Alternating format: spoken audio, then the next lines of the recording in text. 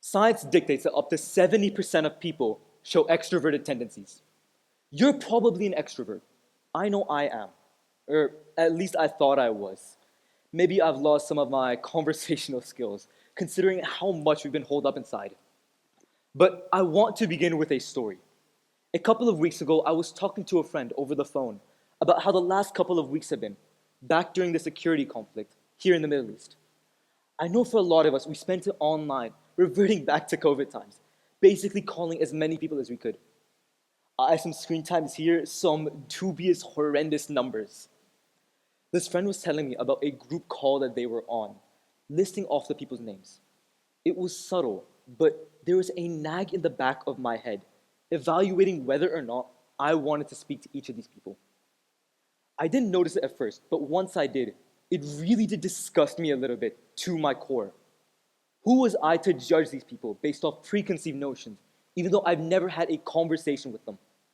What invisible force forced me to not want to speak to them? You've probably felt the same way sometimes. But why? Why, as humans, as social creatures, people that need social interaction to survive, why do we feel something so repulsive the second we need to have a slightly difficult conversation? It begins with our identities. The word identity comes from the Latin word identitatem, coming from the root word idem, meaning sameness. The word identity itself refers to how similar we are to other people, not our own individuality. Try to define an identity for yourself. Really, try to. For myself, I might say I enjoy volleyball, drawing. Maybe I might see something a little bit nuanced, like I enjoy working with my hands. I think we all noticed a small problem with what we just did there. We all left out certain parts of ourselves that we think are too strange or won't help us fit in. I love taking night walks in the back of my house, going off for hours and hours and hours in a direction, picking a direction and just going. But I suppress talking about this whenever I'm around other people, thinking it's too out there. I think I've spent a total of 1,000 hours on Pokemon card collecting and Legos over the last 3 years. But I don't represent myself enough with this. At our age, we form friend groups, trends, and an idea of what's acceptable. But deep down, all we're really scared of is not having a place to fit in. I used to think I was a social person until I realized I talk to the same 6 people every day. On that same note, there are people who in this room, if they dropped off the face of the earth tomorrow, you wouldn't notice. Probably the person a row down and to your right. It's completely normal though. This behavior is even encouraged. The problem happens when we start to protect this identity like it's a bubble, keeping ourselves to this restricted identity and only talking to people who match this ideal self, as if they're accessories. This doesn't happen alone though. Our online identities only strengthen it. On social media, it's so easy to pick and choose who you appear as and who you appear with, curating it, reducing what would be people with a lifetime's worth of stories, aspirations, and goals down to a list of categories that by which we filter them by.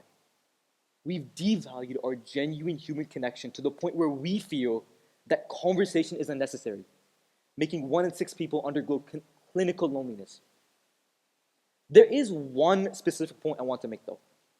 From our curated online identities and our social bubbles, something subtle happens. We start to exclude people. Not intentionally so, but we start to see them as less human, as out of our category, out of our type. We start to think that we would hate the idea of speaking to them, or they themselves would reject us. Think about how many times you've wanted to open your mouth and say something, but didn't. Not because you didn't want to speak, but because you did not think you would be heard. Scientists call this phenomenon implicit bias, where a person unintentionally holds bias against a person, excluding them. Subconsciously though, not intentionally. The silence that we treat them with and the silence that we expect in return says you aren't a part of our group, you aren't one of us. And the effect it has on our physical bodies is stupendous and insane. Social exclusion, a cause of loneliness, has been shown to increase depression rates in those affected by up to 40%. So chronic isolation to this extent has been shown to take off 8 to 10 years off your life. That is the equivalent of 15 cigarettes a day. More than half of my life so far because we choose to stay isolated.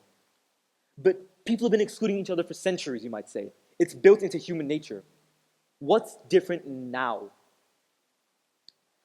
In our modern world, it's so important that we listen to new perspectives and new ideas. Merriam-Webster defines ignorance as a lack of understanding, awareness, or knowledge. From my experience, ignorance also means a lack of wanting to pursue new knowledge. When we limit who we speak to, we limit the perspectives we gain and the information that we gain. A study by the Association of Psychological Science and Scientific American has shown that a lack of interaction dumbs us down as a species. In ethnically diverse groups, participants were shown to have a 23% increase in innovation, with our problem solving and creativity skyrocketing. In groups of just different people with different perspectives, our belief in misinformation reduced 1,000-fold. This is why it is so important in our modern age. Our modern society is built off the backs of inventions created by diverse people. Jewish Albert Einstein and his theory of relativity, Black Charles Drew and his creation of the blood bank, female activist Greta Thunberg and her impact on the environment. This is what I mean by saying hi is just a radical act. All I want you to do to take away from this session is to say hi to somebody you haven't to before. Whether it be a coworker, an acquaintance, or somebody in your elevator. Just saying hi is such a powerful thing that you could do. People are banks of knowledge, and limiting yourself is just cruel. These conversations could change your life as well. A couple of weeks ago, my best friend was in a horrible place mentally, in a depressive cycle and a ditch of despair. But a couple of days ago, she texted me, and this is the happiest I had ever seen her in the last month, talking about a random conversation she had with a stranger. A single conversation with a stranger, bringing her out of isolation, helped her to the extent of getting her out of the house for the first time in a week. This is what I mean by saying hi saves lives. I want you to apply it to your day. See how many people you would think you would hate speaking to or would reject you. And for each one, try talking to someone new. Hey, maybe for myself, I might go try and see if the people on that one group call I mentioned are still doing good. Maybe see how they're holding up. I want to end with one phrase. The world is only as big as you're willing to notice. Thank you.